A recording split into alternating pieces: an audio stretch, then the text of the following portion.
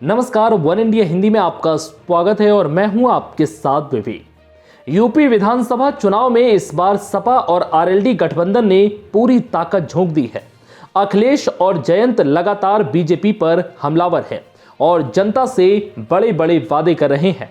आज गाजियाबाद में भी अखिलेश और जयंत ने जनता से कई बड़े वादे किए और बीजेपी पर निशाना साधा। जिस कड़ी में सबसे पहले समाजवादी पार्टी ने तय किया था कि 300 यूनिट की फ्री घरेलू बिजली होगी, किसानों को सिंचाई मुफ्त होगी, लैपटॉप डिस्ट्रीब्यूशन होगा पहले की तरह, और वहीं ये भी फैसला लिया था कि पुरानी पेंशन बहाल होगी। पुरानी पेंशन को लेकर के बहुत सारे संगठन, सरकारी कर्मचारी हमेशा इस बात को कहते रहे, उनकी मांग रही है कि पुरानी पेंशन बहाल हो।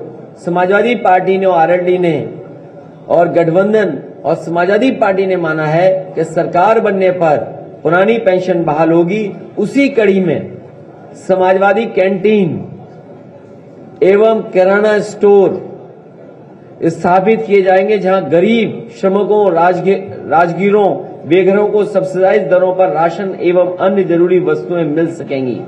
और ये बात मैं इसलिए कह रहा हूं कि डॉक्टर राम मनोहर लोहिया ने एक सिद्धांत दिया था कि अगर महंगाई से लड़ना है तो दाम बांधो नीति लागू करनी पड़ेगी।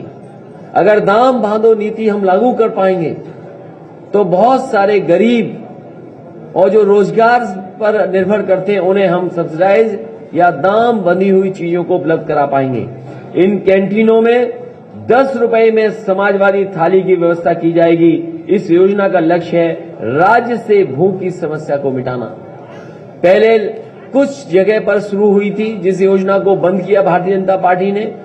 20 रुपए की थाली थी, खाना था, जिसमें मजदूरों को खाना उपलब्ध कराया था। इस बार समाजवादी कैंटीन होगी। इस कैंटीन में 10 रुपए में समाजवादी थाली उपलब्ध होगी और पौष्टिक आहार होगा। इसके साथ साथ, क्योंकि शहर में बड़े पैमाने पर लोग आते हैं काम के लिए और रोजगार के लिए, इसलिए समाजवादी पार्टी ये मानती है कि जिस तरीके से मनरेगा की तर्ज पर मनरेगा की तरह अर्बन एम्प्लॉयमेंट गारंटी एक्ट को भी लाने का काम करेंगे, जिससे बहुत सारे नौजवान जो शहर में आते हैं उन्हें रोजगार और नौकरी दिला सकें। वहीं साहिबाबाद में, क्योंकि बड़ी जगह सरकारी अस्पताल हो और सरकारी डिग्री कॉलेज हो, साथ साथ समय के हिसाब से जो पढ़ाई हो, जिसमें ट्रेनिंग उपलब्ध हो और नौकरी रोजगार मिल सके, उस दिशा में काम करेंगे। वहीं जयंत चौधरी ने कहा है कि यूपी के मतदाताओं के लिए जिन्ना कोई मुद्दा नहीं है। ऐसे मुद्दों से हमारा कोई लेना देना नहीं है। हम पढ़े लिखे हैं, नौकरी की बात करते हैं, झूठ मुक्त सरकार देंगे। हमें मुकाबला झूठ और नफरत फैलाने वाले लोगों से करना है।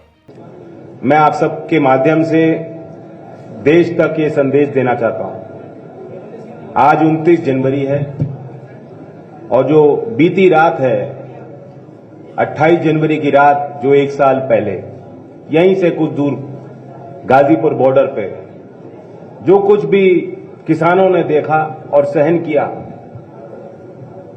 वह उनका अपमान नहीं था। वे देश में, गांव में रहने वाले, खेत खलियान में मेहनत कर रहे हर एक किसान और मजदूर का अपमान था।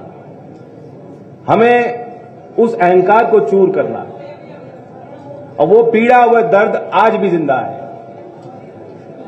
कानून वापस हुए हैं, लेकिन जिस तरीके से लखीमपुर में किसानों को कुचला और जो तैयारी 28 जनवरी की शाम को सरकार और सरकारी गुंडों ने कर रखी थी, यहीं लोनी के भारतीय जनता पार्टी के विधायक की जो मंशा थी, कोई भी किसान बिरादरी से आने वाला व्यक्ति उस बात को भुला नहीं पाया। और उन क्षणों में जो भावुकता थी किसान नेताओं की, जो भावुकता थी स्वर्गीय चौधरी अजीत सिंह जी की, और जिस तरह से उन्होंने किसान आंदोलन के प्रति अपना समर्थन जाहिर किया और हम सबको आशीर्वाद दिया, वह ताकत और हिम्मत उन्होंने दी कि किसानों, तुम अकेले नहीं हो, तुम न्याय की आवाज हो, तुम्हारी आवाज मैं बुलंद करूंगा। उनके वो बोल हमारे देश के राजनीतिक इतिहास में, किसान आंदोलन के इतिहास में स्वर्ण अक्षरों से लिखे जाएंगे। और इसलिए ये चुनाव, ये फैसला मतदाताओं को करना है। एक तरफ वो सरकार है जो किसानों को दबाना चाहती है, जहां कोई सुनवाई नहीं होती, जहां कोई वादा पूरा नहीं होता। युवाओं को तय करना है, एक तरफ वो लोग हैं जो आपको पीटते हैं, लाठी चलाते हैं, नौकरी से आपको वंचित रखते हैं, और दूसरी तरफ अखिलेश जी का विजन है, आरएलडी और समाजवादी पार्टी का प्रयास है। हमें मुकाबला झूठ से करना है, अफवाह फैलाने वाले लोगों से करना है, नफरत फैलाने वाले लोगों से करना है। जिन्ना की बात, औरंगजेब की बात, इन बातों से उत्तर प्रदेश की जनता से का कोई लेना देना नहीं।